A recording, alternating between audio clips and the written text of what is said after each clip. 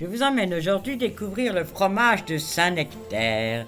Voilà, nous sommes dans le Cantal avec ces magnifiques prairies, car en fait de la qualité des prairies dépend le goût des fromages.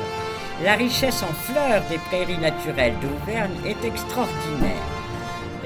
Grâce à un sol volcanique très fertile, les variétés aromatiques sont là. Le réglisse, le thym, le serpolet, la gentiane, les érelles ou encore la quilée millefeuille. C'est de toute la qualité de ces fleurs, de ces prairies, que dépend le goût des fromages. Les vaches sont en liberté dans ces prairies pour que leur lait soit encore meilleur.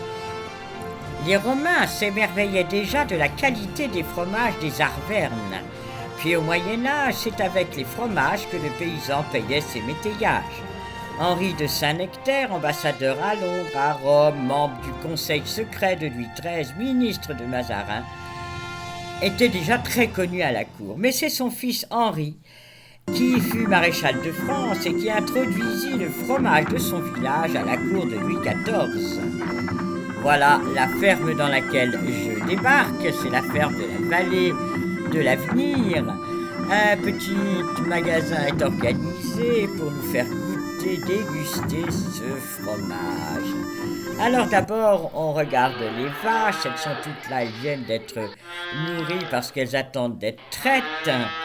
Et c'est tellement bien fait qu'alors tout est organisé pour que le touriste se croit vraiment dans une ferme. Un grand couloir, d'un côté les grosses mémères et de l'autre les petits veaux qui attendent qu'on leur donne un peu de lait pour être sûr qu'ils soient bien nourris. Ils tirent la tête, vous voyez, ils veulent vraiment être caressés. Mais alors, comme le touriste aime beaucoup toucher, alors là, c'est complet. Il y a un petit veau que l'on peut nourrir. Il est tout jeune, à quelques semaines, et on lui donne le biberon pour la plus grande joie des enfants qui sont là pour aussi déguster le fromage par la suite. Au milieu de ça, il y a des petites chèvres que l'on peut caresser, et nous voilà dans la maison où on fabrique. Aussitôt après la traite, le lait est mis à cailler pendant 1 heure. Puis il est pressé, voilà, dans ce grand bac ici en aluminium. Ensuite, il est ramassé à la main, puis il est pressé pour enlever le petit lait. Ensuite, il est moulé et mis encore une fois sous presse pendant 24 heures. Et il est démoulé, puis il part pour l'affinage. C'est dans un autre lieu, un peu plus loin, dans le village, où il y a ces caves, où il va rester pendant 28 jours au minimum, sur de la paille de seigle. Et tous les jours, on va le retourner, le laver, tout cela pour qu'il obtenir la pâte crémeuse, souple et onctueuse. Voilà, vous voyez cette dame qui est en train de mouler. Elle prend cette pressure et le met dans les moules. Derrière, il y a des gros pressoirs pour bien l'écraser. Et ensuite, ça partira donc pour l'affinage, mais dans un autre lieu, car elle m'a expliqué qu'il fallait un tel matériel que ça n'était pas possible pour eux d'affiner eux-mêmes leur propre fromage. Lorsque je lui demandais si c'était intéressant ce travail, alors elle me répondit « Nous avons le salaire du bonheur ». C'est pas mignon ça, vraiment, c'est touchant. Alors, après avoir admiré ce travail qui semble éreintant, regardez, on a plié en deux en train de mettre ce fromage dans les moules. Nous allons dans la petite pièce de dégustation. Sur le comptoir, la plaque dont ils sont très fiers de ce 2e prix en 2024 pour leur prairie naturelle. Et voilà la publicité, appellation d'origine protégée pour le Saint-Nectaire. Et voyez toutes les fleurs qu'il y a derrière. Installons-nous à table et là commençons à déguster les fromages, mais pas seulement le Saint-Nectaire, les autres fromages d'Auvergne. Il y en a 5 qui ont l'AOP, qui sont appellations d'origine protégée. Voilà le Saint-Nectaire qui est un fromage au lait cru. Tous sont cultivés en Auvergne, donc entre 800 et 1500 mètres d'altitude.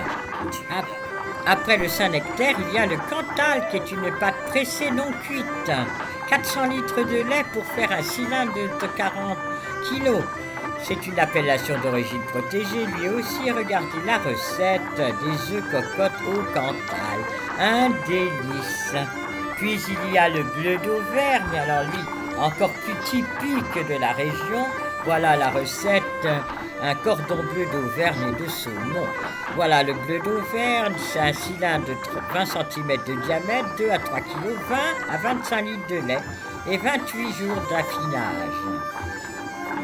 Le lait de vache est additionné de Pénicillium roqueforti pour que justement ça fasse le bleu que l'on voit au milieu de ce délicieux fromage. Puis c'est la fourme d'Ambert.